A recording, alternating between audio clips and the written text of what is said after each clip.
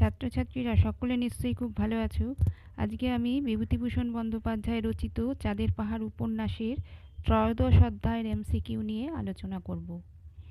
এর আগে প্রথম থেকে দ্বাদশ অধ্যায় পর্যন্ত এমসিকিউর ভিডিও তোমরা আগেই পেয়েছো। তোমরা চাঁদের পাহাড়ের এমসিকিউগুলো সেই ভিডিও থেকে তোমরা দেখে নেবে। এছাড়া চাঁদের পাহাড় উপন্যাসের প্রথম থেকে চতুর্দশ অধ্যায় পর্যন্ত রচনাধর্মী প্রশ্ন এবং উত্তরগুলি আমি আগেই দিয়েছি। তোমরাও সেই ভিডিও থেকে রচনাধর্মী প্রশ্ন এবং উত্তরগুলি পড়ে নেবে। আজকে আমি ত্রয়োদশ অধ্যায়ের এমসিকিউর প্রশ্নগুলো পড়ছি এবং উত্তরটিও বলে দিচ্ছি। প্রশ্ন নম্বর 1। দুপুরের রোদে শঙ্কর যখন পাথরের ঢিপির আড়ালে আশ্রয় নিল তখন তাপমান যন্ত্রের উত্তাপ উঠেছিল 130 ডিগ্রি, 135 ডিগ্রি, 140 ডিগ্রি, 145 ডিগ্রি। উত্তর হবে অপশন খ 135 ডিগ্রি। প্রশ্ন নম্বর 2। রাত দুপুরেও একা যত সিংহই হোক সম্মুখীন হতে সে ভয় করে না, কিন্তু ভয় হয় মরুভূমিকে, পর্বতকে, তৃষ্ণাকে, বনিবকে। উত্তর হবে অপশন গ তৃষ্ণাকে। প্রশ্ন নম্বর 3। এতদিন মরুপথে আসতে এ আশ্চর্য নৈসর্গিক দৃশ্য দেখেনি। নৈসর্গিক দৃশ্য কি ছিল? উত্তর হবে পর্বতের সৌন্দর্য, মরুভূমির সৌন্দর্য, ঝর্ণার সৌন্দর্য, মরীচিকার সৌন্দর্য। উত্তর হবে অপশন ঘ মরীচিকার সৌন্দর্য। প্রশ্ন নম্বর 4। কোন পর্বত উত্তীর্ণ হতে গিয়ে শঙ্কর প্রাণ হারাতে বসেছিল? চিমানিমানি, রিক্টার্সভেল, ফার্ডিনান্ডো পোসিঙ্গ, ক্যামেরুন পর্বত। উত্তর হবে অপশন ক চিমানিমানি। প্রশ্ন নম্বর 5। শঙ্কর চোট পেয়েছিল গুলিতে, পাথরে পড়ে গিয়ে, পশুর কামড়ে। উত্তর হবে অপশন খ পাথরে। প্রশ্ন নম্বর 6। শঙ্করের রোগ হয়েছে মাথায়, হৃৎপিণ্ডে, পায়ে, হাতে। উত্তর হবে অপশন খ হৃৎপিণ্ডে। প্রশ্ন নম্বর 7। ওরা তাহলে কি বুঝেছে যে শিকার জোটবার বেশি দেরি নেই? কারা বুঝেছে? শকুনির দল, নেকড়ের দল, হায়নার দল, কোয়েটের দল। উত্তর হবে অপশন ক শকুনির দল। প্রশ্ন নম্বর 8। কি একটা জন্তু এসে অগ্নিকুণ্ড থেকে কিছু দূরে অন্ধকারে দেহ মিশিয়ে চুপ করে বসল। জন্তুটি ছিল কোয়েট, হায়না, বেবুন, নেকড়ে। উত্তর হবে অপশন ক কোয়েট।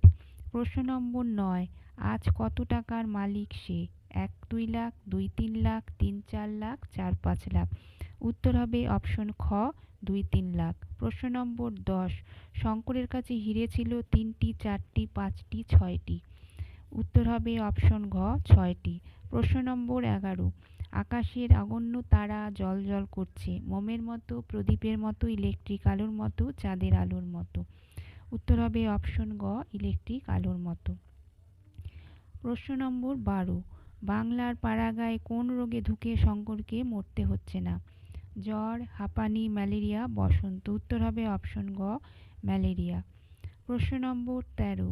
আজ ও খাচ্ছে ওদের, কাল ওরা খাবে ওকে। ওদেরকে? শকুন, চিল, কোয়েট, হায়না। উত্তর হবে অপশন ক শকুন। প্রশ্ন নম্বর 14। বেঘোর অবস্থায় শঙ্কর কতবার কথা বলতে লাগলো? কার সঙ্গে? আলভারেজ, গাত্তি, নেকড়ে, ছায়ার সঙ্গে। উত্তর হবে অপশন ঘ ছায়ার সঙ্গে। প্রশ্ন নম্বর 15। একটা অদ্ভুত ধরনের শব্দ আসছে কোনো দিক থেকে। শব্দটি ছিল গুলির, বাজির, এরোপ্লেনের, কপ্টারের। উত্তর হবে অপশন গ এরোপ্লেনের। প্রশ্ন নম্বর 16। এই দুর্গম পর্বতের পথে কোনো মানুষ আসবে? কারা সেখানে এসেছিল? জরিপ করার দল, উদ্ধার কাজের দল, ভবঘুরের দল, ভ্রমণ পিপাসুর দল।